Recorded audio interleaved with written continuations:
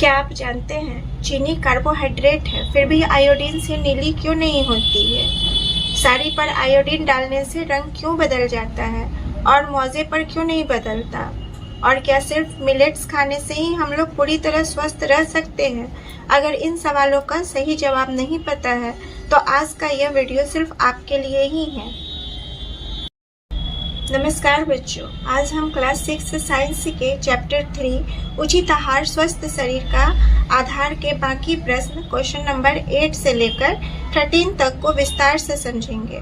बच्चों, इस चैप्टर का पहले के जो क्वेश्चन है क्वेश्चन 1 से 12 तक का वीडियो चैनल पर पहले ही अपलोड हो चुका है, जिसका लिंक मैं डिस्क्रिप्शन में दे दूंगी। आप वहां से जाकर उस लिंक को ओपन कीजिएगा और क्वेश्चन 1 से लेकर 12 तक के सभी आंसर्स को अच्छी तरह से समझिएगा।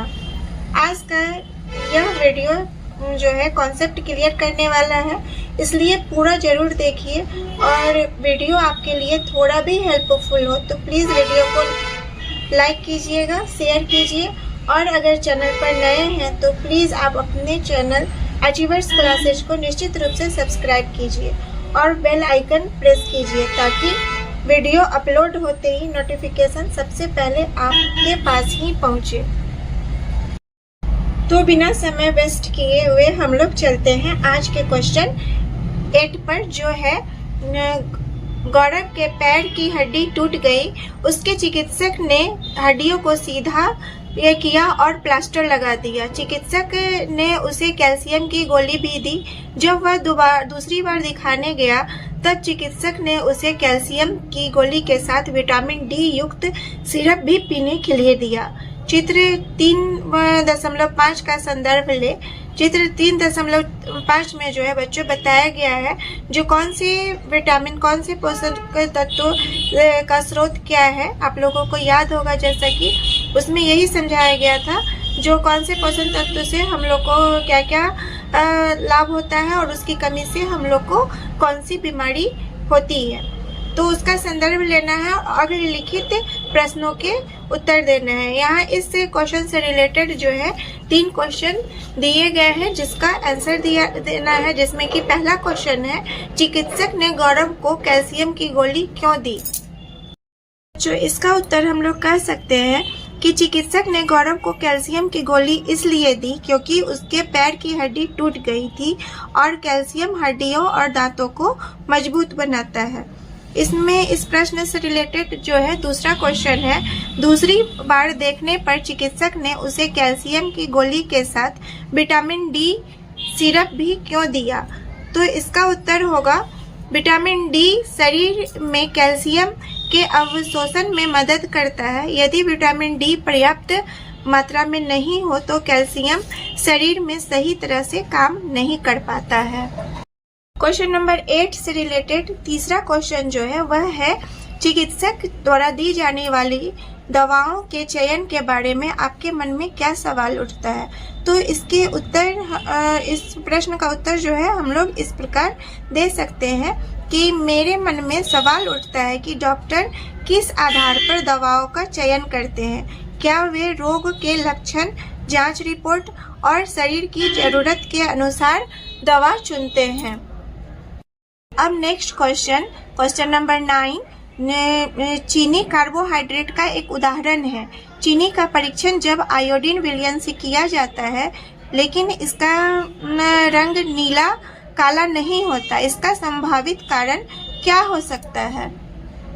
तो बच्चों, चीनी कार्बोहाइड्रेट तो होता है लेकिन उसमें जो है स्टार्च मौजूद नहीं होता है, यही कारण होता है जो आयोडीन घोल डालने पर जो है स्टार्च की, और हम लोग जानते हैं जो आयोडीन घोल जो है केवल स्टार्च की उपस्थिति में ही नीला और काला रंग देता है, क्योंकि चीनी में स्टार्च नहीं होता है इसलिए वह नीला नहीं होता है।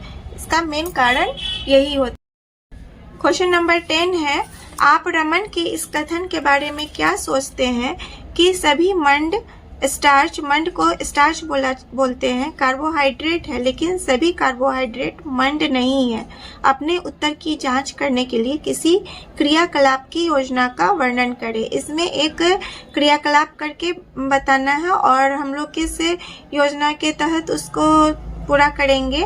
मतलब यह एक जो है गतिविधि है जिसका डिस्कस इसके उत्तर में हम लोग करेंगे। तो इसका उत्तर जो है हम लोग इस प्रकार दे सकते हैं। देखिए, इस क्रियाकलाप को करते वक्त जो है हम लोग को क्या करेंगे, जो सबसे पहले 2 नमूने लेंगे। पहला में जो होगा वह ऐसी सामान लेंगे जिसमें स्टार्च मौजूद होगा। तो हम लोग इसके लिए स्टार्च मौजूद जिस सामान में हो उसके एग्जाम्पल के रूप में हम लोग चावल ले सकते हैं या आलू ले सकते हैं। और दूसरे नमूना हम लोग लेंगे वैसी चीज़ का जिसमें स्टार्च मौजूद नहीं हो, तो इसके लिए हम लोग चीनी ले सकते हैं। अब दोनों नमूनों पर जो है हम लोग क्या करेंगे, आयोडीन की कुछ बूंदें डालेंगे। तो आयोडीन की बूंदें डालने पर क्या होगा, जो जिसमें स्टार्च होगा वह मेरा नीला या काला हो जाएगा।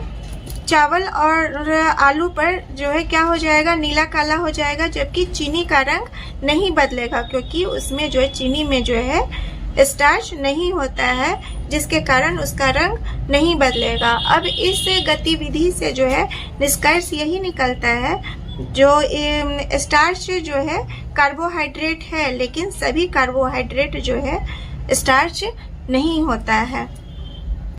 अब क्वेश्चन 11, प्रयोगशाला में आयोडीन का प्रयोग करते समय आयोडीन की कुछ बूंदें मिष्टी के मोजे पर तथा उसकी शिक्षिका की साड़ी पर गिरी।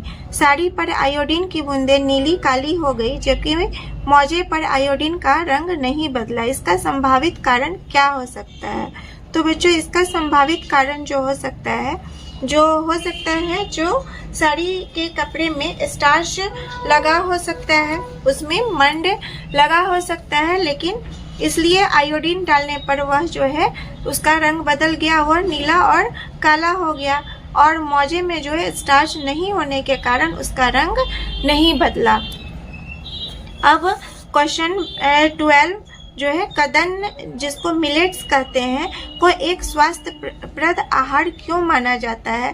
क्या केवल कदन खाने से शरीर की पोषण संबंधी सभी आवश्यकताएं पूरी हो सकती है? चर्चा करें।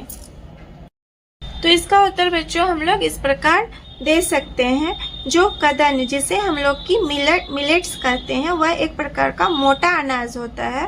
उसको जो है स्वास्थ्यप्रद आहार माना जाता है क्योंकि इसमें प्रोटीन, आयरन, कैल्शियम, मैग्नीशियम एवं अधिक मात्रा में फाइबर होता है जो पाचन में सहायक होता है। लेकिन केवल कदन खाने से शरीर की सभी पोषण संबंधी आवश्यकताएं पूरी नहीं हो सकती हैं, क्योंकि शरीर को कार्बोहाइड्रेट, प्रोटीन, वसा, विटामिन और खनिज सभी उचित मात्रा में चाहिए होता है।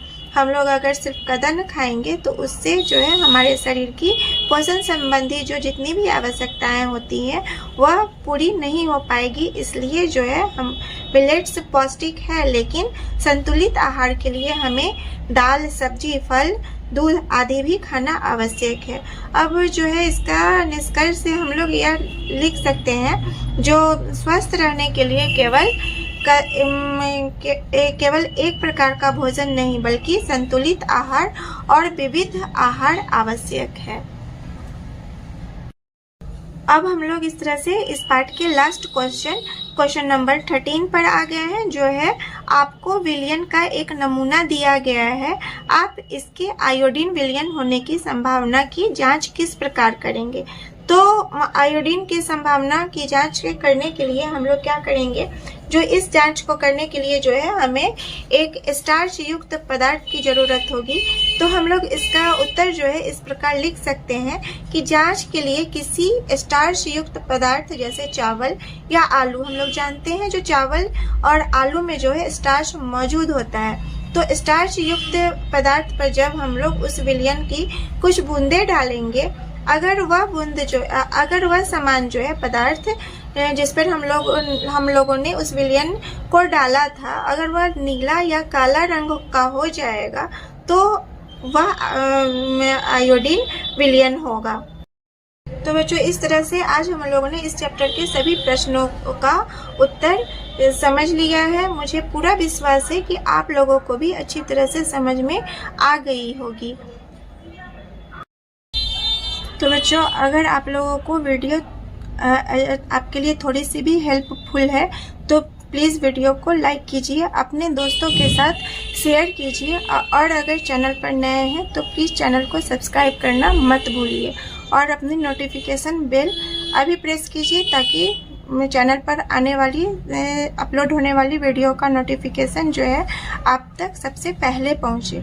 तो मिलते हैं नेक्स्ट वीडियो में, जिसमें मैं आप लोगों को आप ही के क्लास 6 के मैथ्स बुक का चैप्टर 5 समझाऊंगी, जो कि है अभाज्य संख्या।